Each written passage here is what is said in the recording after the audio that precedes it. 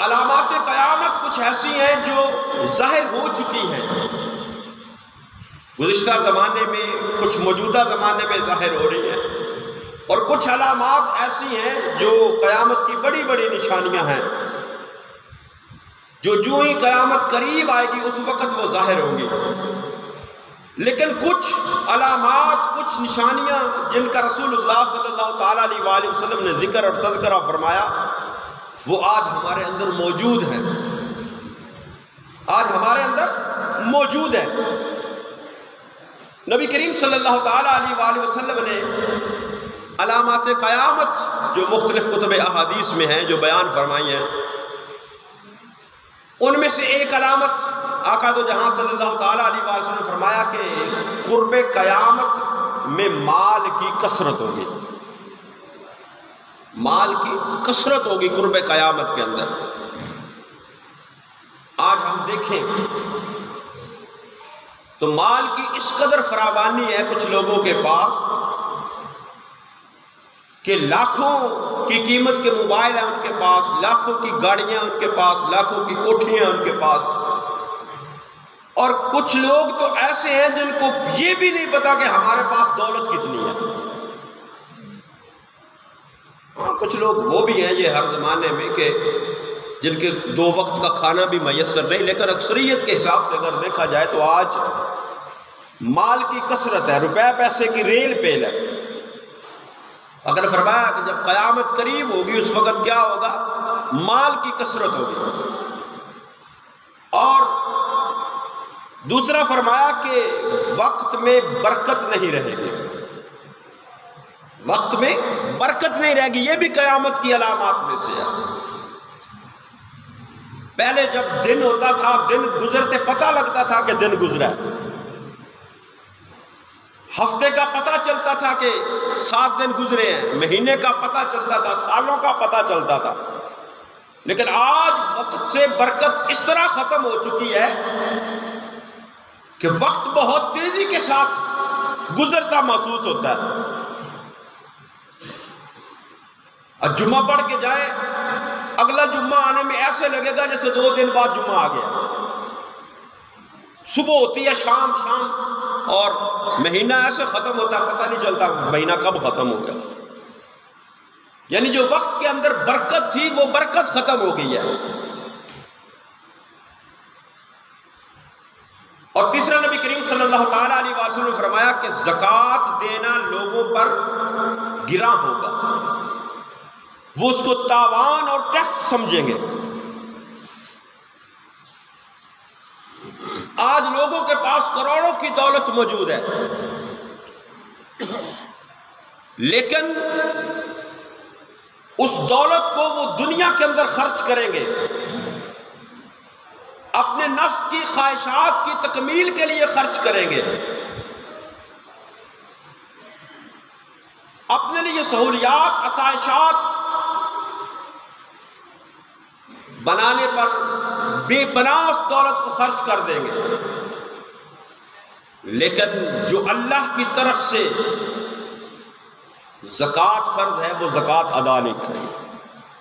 زکوٰۃ دینا ان کو بوجھ محسوس ہوگا، زکوٰۃ وہ نہیں دیتے، وہ اس کو ٹیکس سمجھتے ہیں، ان پر وہ گراں ہے، اس کو تاوان سمجھتے ہیں، یہ ہم اب خود کمایا ہے کیسے کسی کو دے دیں۔ تو یہ بھی قیامت کی نشانیوں میں سے ہے کہ مال ہونے کے باوجود، مالدار ہونے کے باوجود ہم اس کا جو اللہ نے حق مقرر فرمایا ہے اس کے اندر غریبوں کا، مسکینوں کا زکوٰۃ کی صورت میں ہم وہ ادا نہیں کرتے۔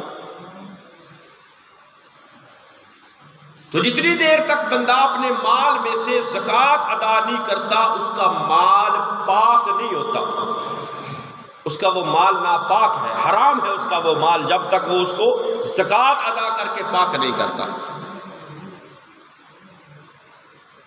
ہم 15%، 17%، 18% ٹیکس پے کر لیتے ہیں، فیکٹریوں والے اونرز جو ہے 17-18% وہ ٹیکس پے کرتے ہیں، لیکن 2.5% زکوٰۃ ادا نہیں کرتے۔ بہت کم لوگ ہیں جو زکوٰۃ کی ادائیگی کرتے ہیں۔ اگر جو دین نے نظام دیا ہے، جو مصطفیٰ کریم صلی اللہ تعالیٰ علیہ وآلہ وسلم نے ہم تک اسلام پہنچایا ہے، اس کے اندر جو یہ نظام زکوٰۃ ہے، اگر اس کو پراپر طریقے سے ادا کیا جائے تو غریب جو ہے ان کے لیے پھر مشکل نہیں رہتی، ان کے لیے اللہ آسانیاں پیدا کر دیتا ہے۔ لیکن پیسہ امیروں کی جیب میں ان کے اندر جا رہا ہے، ان کی جیب میں بھری جا رہی ہے، غریب غریب سے غریب تر ہوتا جا رہا ہے۔ وجہ کیا ہے؟ ہم غریبوں کا حق ادا نہیں کرتے زکوٰۃ کی صورت میں۔ اور آگے نبی کریم صلی اللہ تعالیٰ علیہ وسلم نے فرمایا کہ دین پر چلنا، دین پر قائم رہنا مشکل ہو جائے گا، دشوار ہو جائے گا، اتنا مشکل ہو جائے گا جیسے مٹھی میں انگارہ لینا۔ آج اس بات کو دیکھیں، یہ علامات جو ہیں یہ بھی اس زمانے میں پوری ہیں کہ دین پر چلنا مشکل ہو گیا ہے، آسان نہیں رہا۔ دین پر اگر کوئی چلنے کی کوشش کرتا ہے، اس کے گھر والے اس کے مخالف ہو جاتے ہیں۔ دین کے احکامات اگر کوئی دوسروں تک پہنچاتا ہے، لوگ اس کے مخالف ہو جاتے ہیں، شادی میں، خوشی میں، غمی میں، معاملات میں۔ ہم دین کو اس کے اندر شامل نہیں کرتے، دین کے احکامات کو شامل نہیں کرتے، اپنی مرضی اور منشا کرتے۔ اور اگر کوئی اس وقت کہے کہ دین اس معاملے میں کیا کہتا ہے، اس پر عمل کرو، تو اس پر کوئی عمل نہیں کرتا۔ دین پر چلنا، دین پر قائم رہنا بندے کے لیے مشکل ہو گیا، یعنی خود بندے کو بھی دین پر عمل کرنا، دین پر قائم رہنا مشکل اور دشوار ہو گیا۔ زمانہ اس کو رہنے نہیں دیتا، گھر والے نہیں رہنے دیتے، اور پھر دین پر چلنے والوں کے لیے، دین کا کام کرنے والوں کے لیے بھی آسانیاں نہیں، مشکلات ہیں۔ دنیا کا کوئی کام کرتا ہے، دنیا کا کاروبار کرتا ہے، اس کی تنخواہیں بھی اچھی ملتی ہیں، اس کو کاروبار اچھا ملتا ہے، لیکن اگر وہ دین پر چلتا ہے اس کے لیے اس طرح کی آسانیاں نہیں، تو لوگ پھر دین کی طرف آتے ہی نہیں، پھر دنیا کی طرف لوگ جاتے ہیں، حالانکہ کامیابی جو ہے وہ اللہ کے دین کے اندر ہے۔ اور آگے نبی کریم صلی اللہ علیہ وسلم نے فرمایا کہ علم دین لوگ پڑھیں گے لیکن دین کے لیے نہیں۔ یہ بھی ایک موجودہ دور میں بیماری ہے کہ لوگ دین حاصل کرتے ہیں تو وہ دین کے لیے نہیں کرتے، دنیا کے لیے کرتے ہیں۔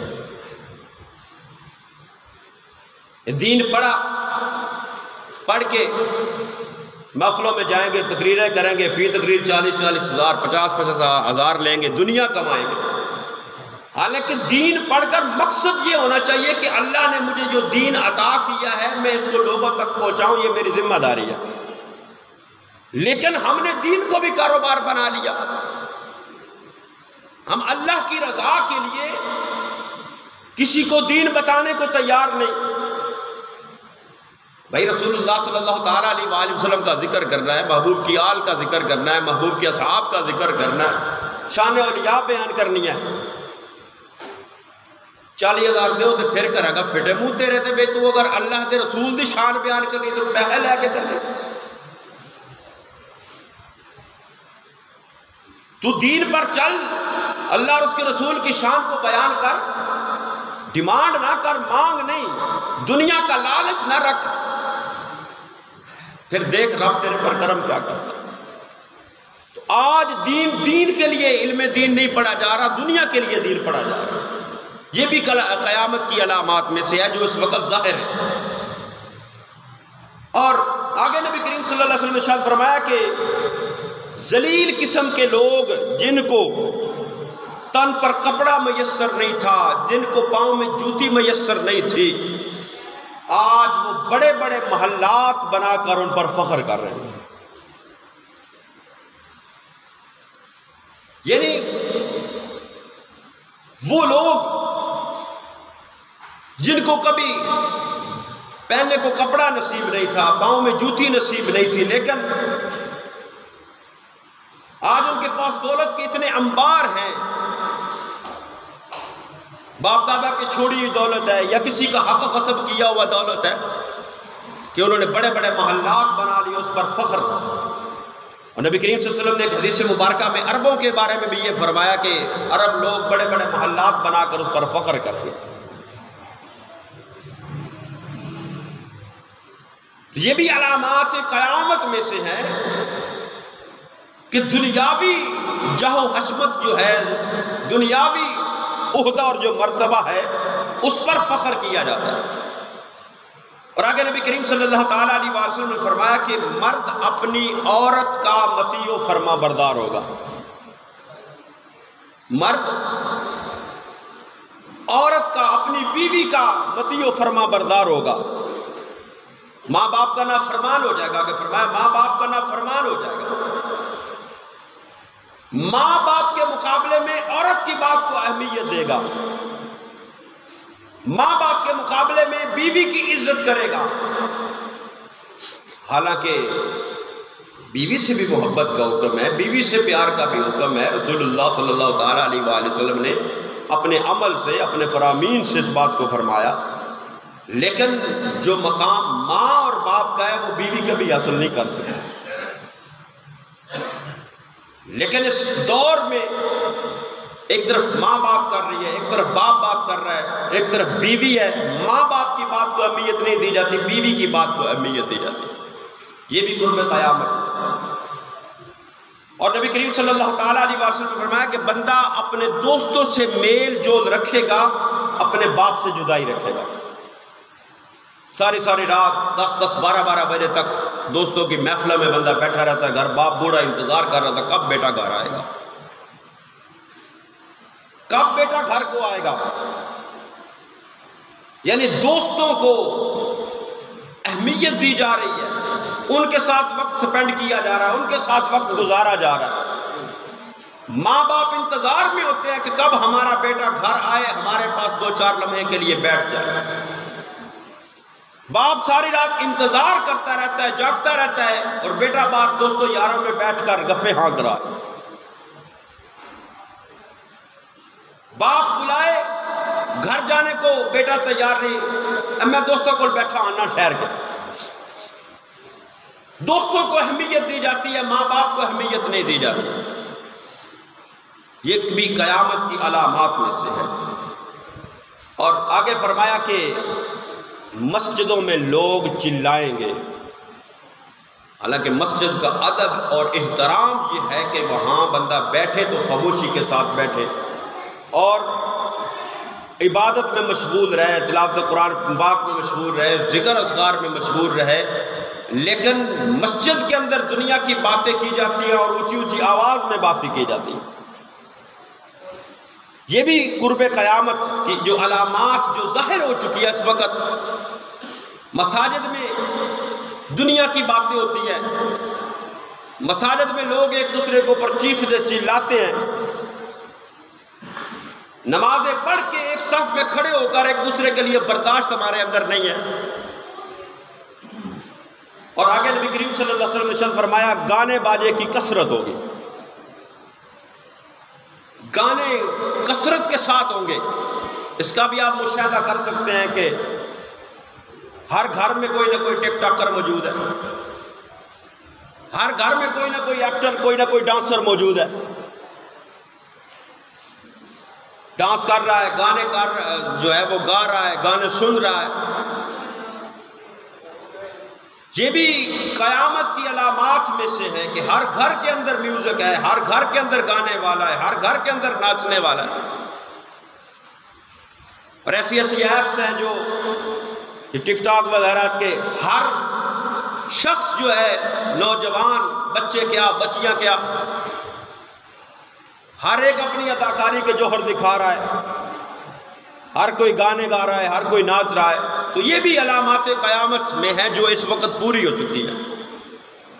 اور آگے نبی کریم صلی اللہ علیہ وسلم نے ارشاد فرمایا کہ بعد میں آنے والے لوگ اپنے سے پہلے لوگوں پر طعن کریں گے۔ یہ بڑی اہم اور قابل غور بات ہے۔ یہ اس وقت یہ بھی علامات قیامت جو ہے یہ بھی ظاہر ہو چکی ہے، یہ بھی پوری ہو چکی ہے۔ فرمایا کہ بعد میں آنے والے لوگ اپنے سے پہلے لوگوں پر طعن کریں گے اور ان کو برا بھلا کہیں گے۔ آج اب دیکھیں لوگوں کی زبانیں صحابہ کرام کے بارے میں کس طرح کھلتی ہیں، لوگوں کی زبانیں اہل بیت کے بارے میں کس طرح کھلتی ہیں، اور لوگوں کی زبانیں اپنے بزرگوں کے بارے میں، اپنے آباء و اجداد کے بارے میں، اولیاء کاملین کے بارے میں، اللہ کے ان نیک بندوں کے بارے میں کس طرح کی بازاری زبان استعمال کی جاتی ہے۔ خاص کر آج کل ایک نیا فتنہ ہے، وہ پلمبر انجینئر، جس نے بزرگوں پر، ائمہ کرام پر، اولیاء اللہ پر، ائمہ محدثین پر، صحابہ کرام پر، حتیٰ کہ انبیاء کرام کے بارے تک زبان درازی کرنا اس کا شیوہ ہے۔ اور ہم میں سے لوگ ایسے بھی ہیں جو اس کو بھی بڑا لائک کرتے ہیں، بڑا پسند کرتے ہیں، یہ گلہ بڑی اصلیاں کرتا ہے۔ بھائی باتیں صرف لفظوں کا ہیر پھیر کر کے اپنے سے پہلے لوگوں پر تان کرنا، اپنے سے پہلے لوگوں کو برا بھلا کہنا۔ آج ہم ہیں، ہماری زندگی جس طرح گزر رہی ہے، ہم اگر اپنے سے 100 سال پیچھے کو دیکھیں، اپنے آباء و اجداد کو دیکھیں اور ان اولیاء کاملین کو دیکھیں کہ جن کی وجہ سے دین اسلام اس دنیا کے اندر پھیلا ہے، جن کی وجہ سے دین اسلام اس بر صغیر کے اندر پھیلا ہے، جن کی قربانیوں کی وجہ سے، صحابہ کرام کی قربانیوں کی وجہ سے، اہل بیت کی قربانیوں کی وجہ سے یہ دین اس دنیا تک پھیلا ہے، اور وہ بدبخت ان کے بارے میں زبان درازی کرتا ہے۔ وہ کہتا جی آج تک کوئی بندہ اگر ویک کے قرآن پڑھ رہا ہے تو انہوں صحابہ نے بہت ثواب ملے گا کہ صحابہ ویک کے نہیں سر پڑھتے۔ وہ بدبخت لعین، صحابہ کے عمل کے برابر تو بندہ ساری زندگی عمل کرے، ان کے ایک عمل کے برابر نہیں پہنچ سکتا۔ لہذا ایسے لوگوں سے بھی اپنے آپ کو بچانے کی، اپنے ایمان بچانے کی ضرورت ہے۔ صرف لفظوں کی جو ہے وہ ہیر پھیر نہ دیکھیں، ان کی لفاظی کو نہ دیکھیں کہ فلانا بندہ انگلش بڑی بول کے تقریر کر رہا ہے ایپ صحیح ہوئے گا۔ دین وہی ہے جو 1400 سال، 1450 سال پہلے رسول اللہ صلی اللہ تعالیٰ علیہ وآلہ وسلم لے کر آئے، جس کو صحابہ کرام نے اس دنیا تک پہنچایا، پھیلایا، اور جس کے لیے نبی کریم صلی اللہ تعالیٰ علیہ وآلہ وسلم کی اہل بیت نے قربانیاں پیش کی، اپنی جانوں کا نذرانہ پیش کیا، اور بزرگان دین نے شب و روز محنت کر کے اس دین کو ہم تک پہنچایا۔ دین وہی ہے، دین وہی ہے۔ گھر دے اندر فریج پرانی ہو جائے تو نوی لے لینی چاہیے، صوفہ پرانا ہو جائے تو نواں خرید لینا چاہیے، لیکن دین ہمیشہ وہی رکھو جڑا 1400 1450 سال پرانا ہے۔ یہ نہیں کہ کوئی نواں دین معاملہ لے کے آ گیا تو دین بھی نواں لے لیے، نہیں، دین وہی ہے۔ ان الدین عند اللہ الاسلام، دین وہی قابل قبول ہے۔ فإن آمنوا بمثل ما آمنتم به فقد اهتدوا، دین کے لیے موجودہ دور جو ہے اس کو مثال نہیں بنایا گیا، اس کو آئیڈیل نہیں دیا گیا کہ نئے دور میں یہ ہو تو دین پر عمل کرنا، نہیں، فرمایا فإن آمنوا بمثل ما آمنتم به فقد اهتدوا، فرمایا دین کے لیے معیار وہی ہے جو مصطفیٰ کریم صلی اللہ علیہ وسلم کے صحابہ جس پر عمل کرتے آئے۔ اس لیے ان فتنوں سے، یہ فتنوں کا دور شروع ہو چکا ہے، ان فتنوں سے اپنے آپ کو بچائیں، اپنے آپ کو محفوظ رکھیں، اپنی اولادوں کو محفوظ رکھیں، دین پر کاربند رہیں، تاکہ کل قیامت ہم اللہ کی بارگاہ میں سرخرو ہو جائیں۔ انشاءاللہ باقی گفتگو جو اگلے جمعۃ المبارک کو وما علیہ الا البلاغ۔